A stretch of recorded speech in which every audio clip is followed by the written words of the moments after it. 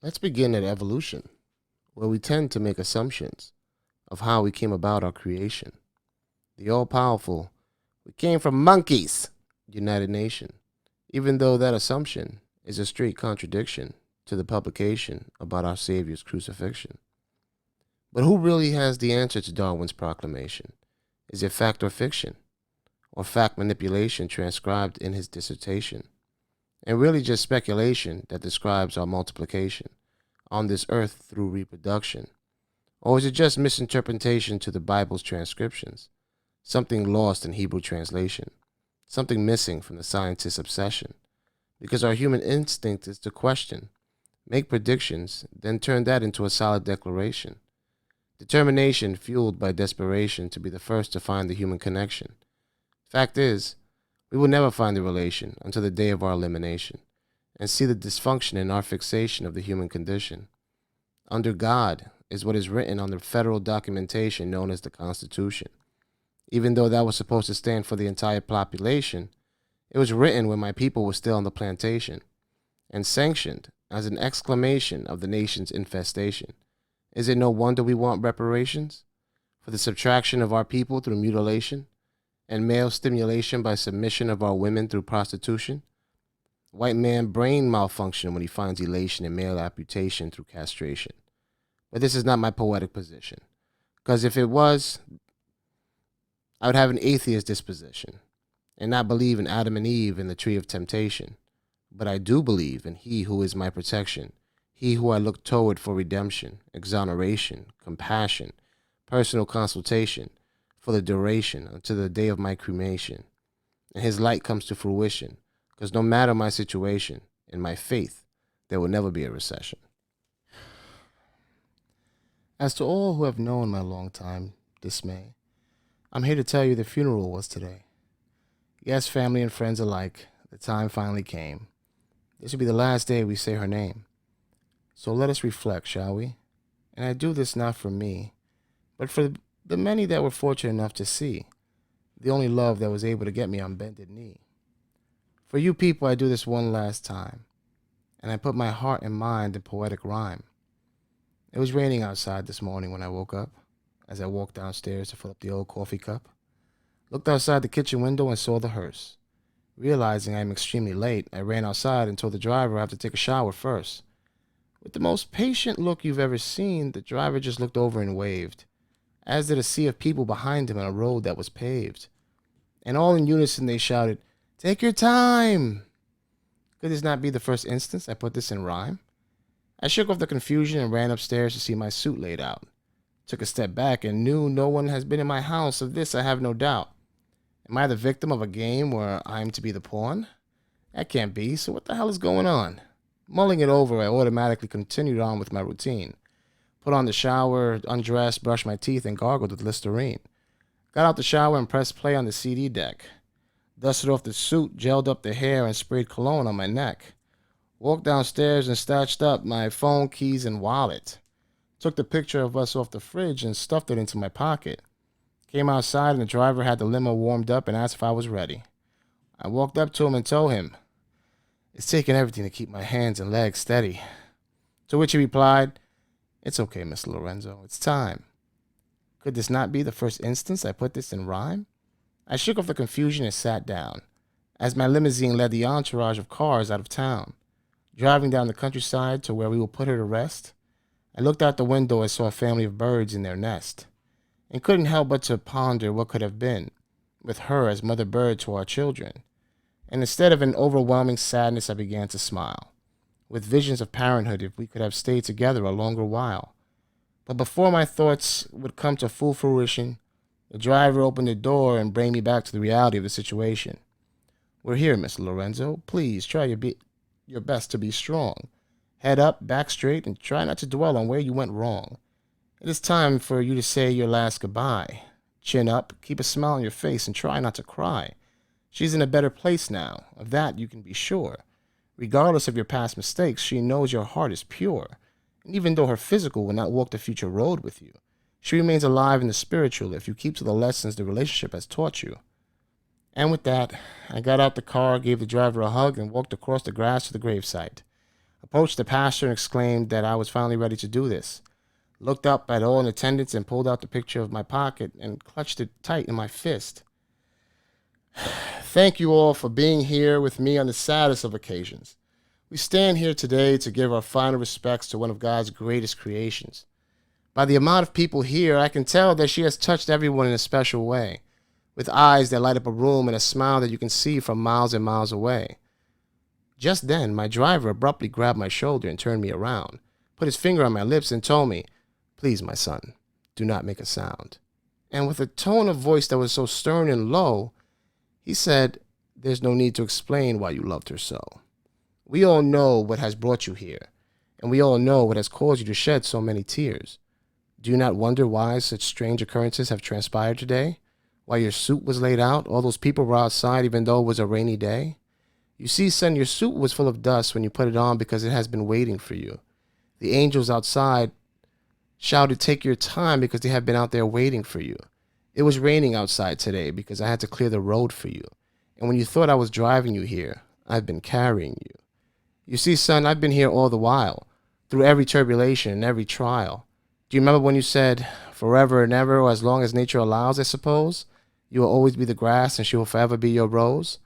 Well, I had to wait until nature ran its course, for I could not intercede into your life by force. So I never gave you too much that you could not sustain, and gave you hope so you could weather through the pain. You yourself had to see that it could never happen again. And I sat by while you made videos, cards, gifts, and put poetry to pen.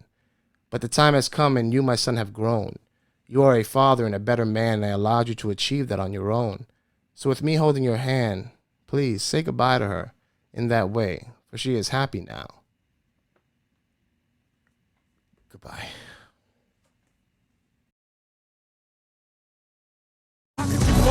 When you're the rocket, you boss. I had to get off the boat so I could walk on water.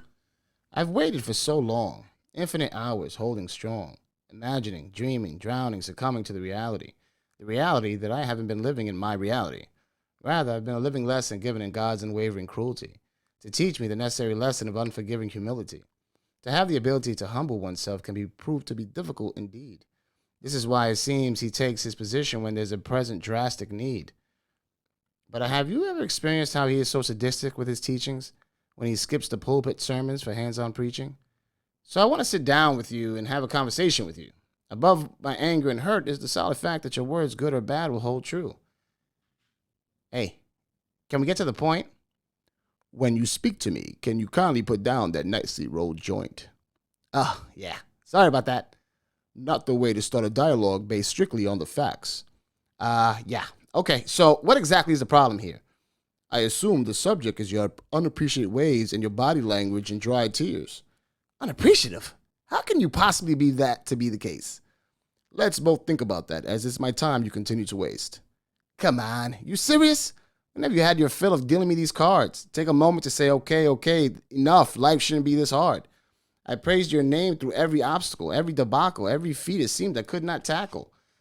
But you leave me outside the station of happiness just short of a token. So I'm left to see the ones blessed, packed, and ready to go on the platform while I stay heartbroken. Ha ha ha ha ha. Is that what this is all about? Poor Johnny and his failed love life that has you weeping with a joint and a bottle of Guinness Stout. You know, sometimes you can be a real tool. Gonna float there, legs crossed, smug look, and a demeanor straight cruel. Son, what do you expect when you just won't get over this bullshit? Excuse my language.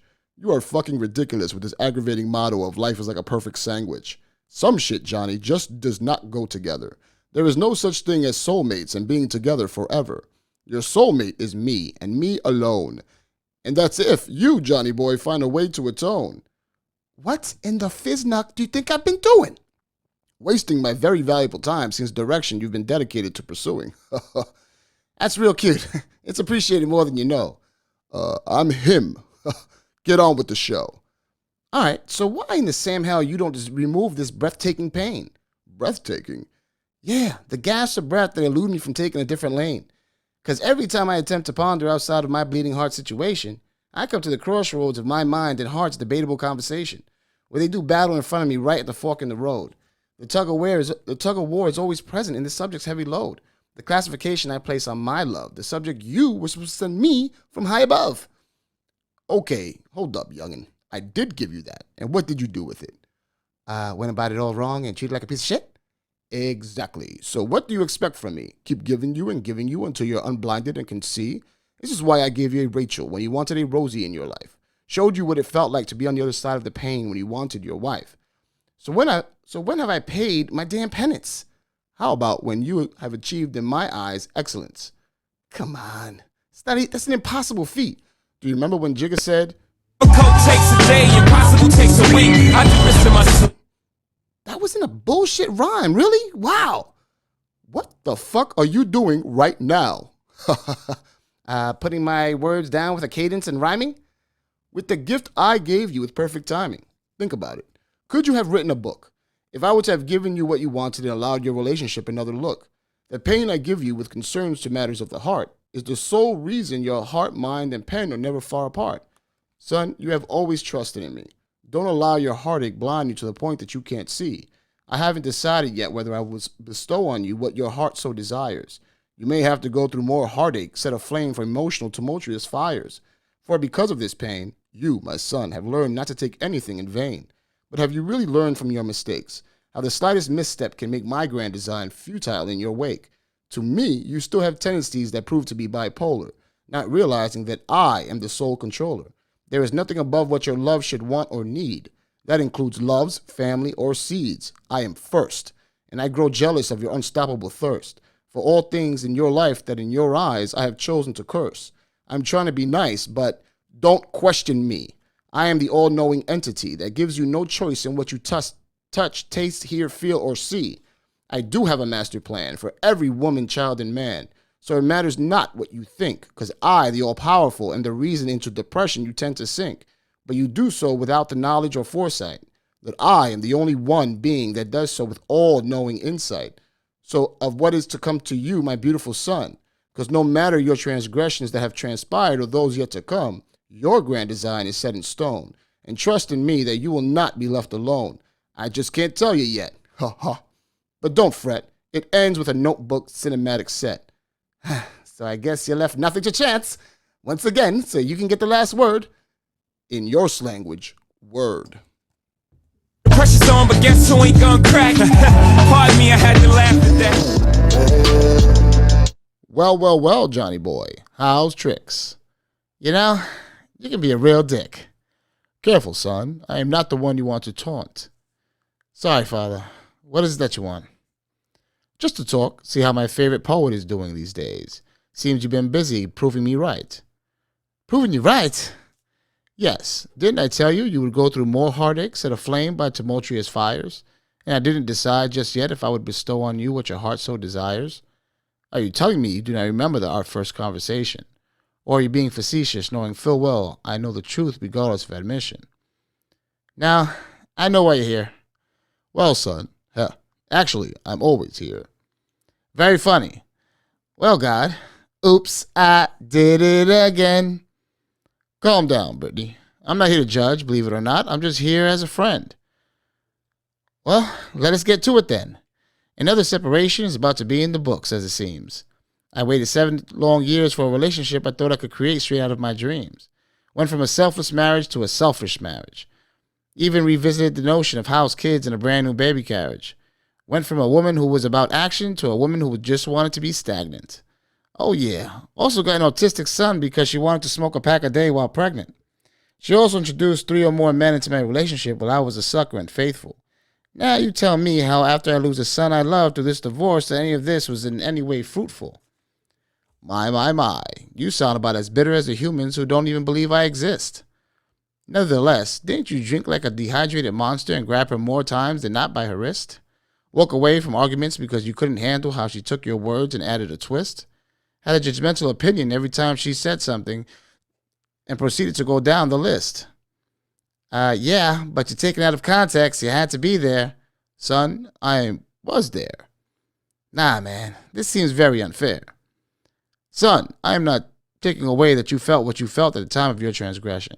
You didn't know how to handle her seemingly never-ending depression, her daily frustration, her non-vocal appreciation, her tit-for-tat obsession, her stagnated stance towards succession, nor her fixation on conversation interruption. Now You're right. I couldn't stand any of those things, nor the drama her side of the fence constantly brings. It seems that she was more comfortable in war day in and day out. Scowl faces all day. Every conversation turned into a competition of who can be the loudest when they shout. Selfish thought processes towards me and her own children that I just could not get used to, no matter how hard I tried. An introduction of men into my relationship then looked square in my face and lied. I get it. And she belittled you as a man, right? Right. Yes, I read what you said in Spark. That was tight. All right. Well, son, even though it is clear that I understand your plight, she is my child as well, and of that fact you must never lose sight. I know your intent, and I know all too well your heart, and that is the only reason I am taking the time to listen to your part. You have never been with a woman before like this, and I know it will never happen again. I know deep down you are ashamed of yourself, and from this behavior, this is the absolute end. However, like you have a lot of misplaced anger and resentment, even though you know better than that. You are what we call projecting your desires and aspirations onto others, and you know life doesn't work like that. I told you before, I have the master plan for every child, woman, and man, that your grand design has already set in stone, and that you would not be left alone. However, I never told you that this particular woman was of whom I spoke. Well, you could have intervened at any time, God, and now I'm on my way to once again being broke. But can you not see by now that every struggle, every obstacle I put you through is placed in your path for you to come out a much better version of you? You are so patient with the pessimistic people I consistently put in your life. However, you are so impatient with the women you even consider calling your wife. You walk my earth with such a zest for life and understand the importance of reinvention. How can you reinvent yourself the way you crave with so much built-up resentment? You see, son, this is where the father gives the son a timeout. A timeout? Yes, the last 7-year timeout I gave you was for you to realize how you lived for status and clout. It is the only reason why you chose to be faithful for the first time in your existence, as well as develop a work ethic that even I thought would never surface. You experienced what it was like to raise a child from inception to 6 years old. The same age never allowed it to you since you began fatherhood at 16 years old. Son, it's not coincidence that I doubled your time with this wife from your last. You needed to double the time to grow and differentiate your needs from your wants of your past. I gave you a true mirror of whom you represented to your last wife. Every argument, every irrational thought, every transgression that cut her deep like a knife. You had to experience it yourself, or you would have repeatedly in your next life. So what now, God? What happens to me next? Where do I go from here? You reinvent yourself, son, this time with little to no fear. Hold steadfast to all these lessons you, my son, have learned. Quiet your temper. Be slow to judgment. Be observant more than you speak. Continue to be a conduit of good energies where your focus should be concerned. She will forever be the mother of your child. Respect her as such. I am working on her. That is not your job, so be patient with her growth. Tell me that, is that asking too much?